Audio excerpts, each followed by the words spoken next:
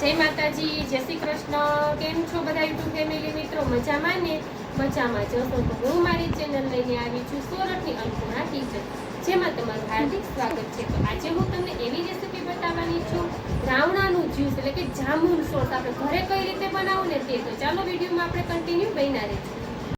જો આપણે સરસથી ને આપણે અત્યારે સીઝન છે રાવણાની, તો રાવણા સરસથી આપણે જો ડીશમાં લઈ લીધા છે। હવે આપણે રાવણાનું જ્યુસ કઈ રીતે બનાવવું એકદમ સરસથી, આપણે લોહીની ઉણપ હોય અને લોહી પૂરું પાડતું હોય, જો તમને ખાવામાં અને જ્યુસમાં ફેર પડે છે, તો આપણે આજે છે ને નવું કંઈક અલગ રીતે યુટ્યુબમાં પહેલી વાર આપણે રાવણાનું જ્યુસ બનાવીએ છીએ। તો જરૂરથી ચાલો વિડીયોમાં કન્ટિન્યુ બન્યા રહેજો। આપણે છે ને પહેલાં સરસથી રાવણા ઉતારી લીધા છે ઝાડ પરથી, ત્યાર પછી એને આપણે સરસથી ધોઈ લીધા છે, કેમ કે તેને ધોવા પડે। આપણે સરસથી ધોવાઈ ગયા છે। હવે આપણે આના આગળની પ્રોસેસ કઈ રીતે કરવી, એમાં શું શું એડ કરવું તે વિડીયોમાં કન્ટિન્યુ બન્યા રહેજો। આપણે જો આ રીતના આપણે એના પીસ કરી દેવાના છે। આ રીતે આપણે જેટલા રાવણા આપણે 20 રાવણા લીધા છે, જો આ રીતના આપણે એના પીસ કાઢી લેવાના છે। જો આપણે આ રાવણાનું જ્યુસ પીવાથી કે રાવણા ખાવાથી આપણને બધાને પથરીના દુખાવા હોય છે, કોઈ પાણી ઘટતું હોય છે શરીરમાં, તો બધા આપણને પૂરા પાડી શકે છે। જો આ રીતે આપણે છે ને બધા રાવણાના આપણે પીસ કરી લઈશું। જો આ રીતે જો પીસ કાઢી લઈશું। તો ચાલો વિડીયોમાં છે ને તમે કન્ટિન્યુ બન્યા રહેજો। આપણે પહેલાં છે ને બધા રાવણાના આ રીતે આપણે કાઢી લઈએ। આપણે એમાં શું શું ઉમેરવાનું છે ને તે તમે આગળ વિડીયોમાં તો આપણે આ રીતે રાવણાના પીસ કરી લીધા છે। જો આપણે છે ને એને આવી રીતના બીજ એના બહાર કાઢી લીધા છે। જો આ બધા એના બીજ આપણે બહાર કાઢી લીધા છે। જો આપણે અત્યારે કેટલા 15 થી 20 રાવણાનું જ્યુસ બનાવીએ છીએ। પહેલા આપણે જોઈ લેવાનું કે મીઠા રાવણા હોય તો થોડીક વધારે શક્કર ઓછી ઉમેરવાની, નકર વધારે ઉમેરવી પડે છે। જો ત્યાર પછી આપણે બરફ લીધો છે, બરફને એકદમ સરસથી આપણે ક્રશ કરી લીધો છે, તમે જોઈ શકો છો એકદમ નરમ થઈ જાય એટલે આપણે અંદર મજા આવે। ત્યાર પછી આપણે વાટકામાં બરફ લઈ લીધો છે, બરફને આપણે એકદમ ક્રશ કરી લીધો છે, તમે જોઈ શકો છો। ત્યાર પછી આપણે ખાંડ લીધી છે, 3 થી 4 ચમચી જેટલી લીધી છે, એટલે આપણા રાવણા અત્યારની સિઝનમાં તો મીઠા જ હોય છે, એટલા માટે આપણે એટલી શક્કર લીધી છે।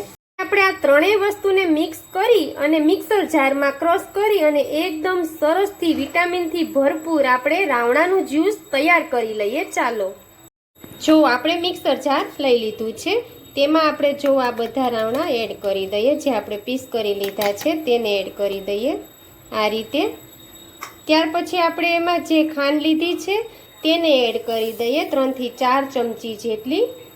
ત્યાર પછી આપણે જે બરફ લીધો છે ને તેને એડ કરી દઈએ। એકદમ સરસથી આપણે ઠંડુ ઠંડુ પીવાની બહુ જ મજા આવે છે, એટલા માટે, કેમ કે ગરમીની સિઝનમાં જો આપણને આવું ડ્રિંક મળી જાય કે આપણને આવું મળી જાય તો મજા, પેટમાં શાંતિ વળી જાય। અને હા, આ તો આપણે આ આયુર્વેદિક પણ છે, જેનાથી આપણને પથરીનો દુખાવો હોય, વાહ હોય અને લોહીની કમી હોય તે બધું પૂરું પાડે છે। તો ચાલો હવે આપણે આને છે ને મિક્સરમાં ક્રશ કરી લઈએ। તો પહેલાં આપણે જો આ જામુનનું જ્યુસ બતાવ્યા પહેલાં હું તમને આના ફાયદા જણાવું છું। આના ફાયદા ઘણા હોય છે। આ છે ને મોસમી ફળ છે, એટલે કે આપણે સિઝનનું ફળ હોય છે। આ ફળ ખાવાથી આપણને ઘણા શરીરમાં ફાયદા થતા હોય છે, જેમ કે જો આ પહેલાં તો સૌપ્રથમ ડાયાબિટીસવાળા માટે તો ખાસ જરૂરી છે આ। અને જો આમાં છે ને તમારી ઇમ્યુનિટી વધારે છે, કોઈ વારંવાર બીમાર પડતું હોય તો આ ફળ એના માટે બહુ જ સારું હોય છે। અને બીજું તમારે હાર્ટ એટેકની એટલે કે તમારા હૃદયની કોઈ પ્રોબ્લેમ હોય એના માટે પણ આ સારું છે। અને આ લોહીની કમી હોય એના માટે પણ આ બહુ જ સારું છે। જો આ જ્યુસ તમે કરીને પીવો આવી રીતના તમે, અને આનો જે બીજ હોય છે ને એ પણ બહુ જ ફાયદાકારક હોય છે। અને આવી રીતના તમે જો જ્યુસ કરીને પીવો ને તો અનેક રીતના, કેમ કે એમાં ભરપૂર પ્રમાણમાં આયુર્વેદિક જ ફળ છે અને સિઝનેબલ ફળ છે, એટલે કે આપણે સિઝનમાં આનો ઉપયોગ કરતા હોઈએ છીએ। એટલે તમે આખો દિવસમાં જો 20 થી ઉપરની એજવાળા છે ને 50 થી 100 ગ્રામ આખો દિવસમાં ખાઈને તો બહુ જ સારું છે સિઝનમાં। અને બાળક 7 થી 8 પીસ આના ખાઈને તો બહુ જ સારું છે। બાળકને 2-3 દિવસે એકવાર આપવું, પણ આ સિઝનનું ફળ એટલે કે રાવણા એને કહેવાય છે જાંબુ. એકદમ સરસથી મેં તમને આજે જ્યુસ બનાવવાનું શીખવ્યું છે અને જ્યુસની રેસીપી તમારી સાથે શેર કરી છે. તો આ રીતે બનાવશો ને તો બધાને ભાવશે અને એમાં થોડુંક અને ઝડપથી પણ બની જાય છે. આપણે કેમ કે આ બધાનું ફેવરિટ જ હોય છે. આમાંથી આયરન અને ઘણા બધા તત્વો આપણને મળતા હોય છે શરીરમાં. તો જરૂરથી આ રીતે તમે જ્યુસ બનાવજો જેથી બધાને ભાવશે. ને બાળકો માટે કોઈ પણ બાળકને લોહીની કમી હોય તો આ જરૂરથી પાવું અને મોટી ઉંમરના વ્યક્તિને પણ લોહીની કમી દૂર થાય છે.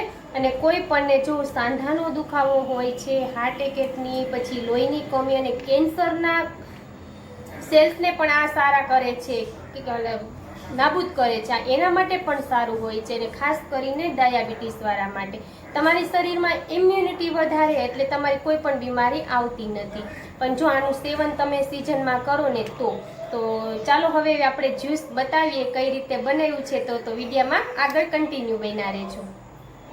તો આપણે રાવણાનું જ્યુસ આ રીતે સરસથી બની ગયું છે. હવે આપણે એને જો એક વાસણ અને એક આપણે મોટો જારો જેવું લઈ લીધું છે. એને હવે આપણે ગાળી લઈએ. ચાલો જો આ રીતે આપણે ગાળી લઈએ એકદમ સરસથી. જો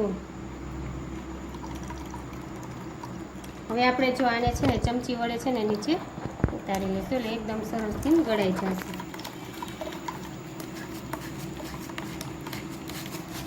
કલર જ એકદમ સરસથી જો હોય છે આનો ને એકદમ ઘટ બને છે.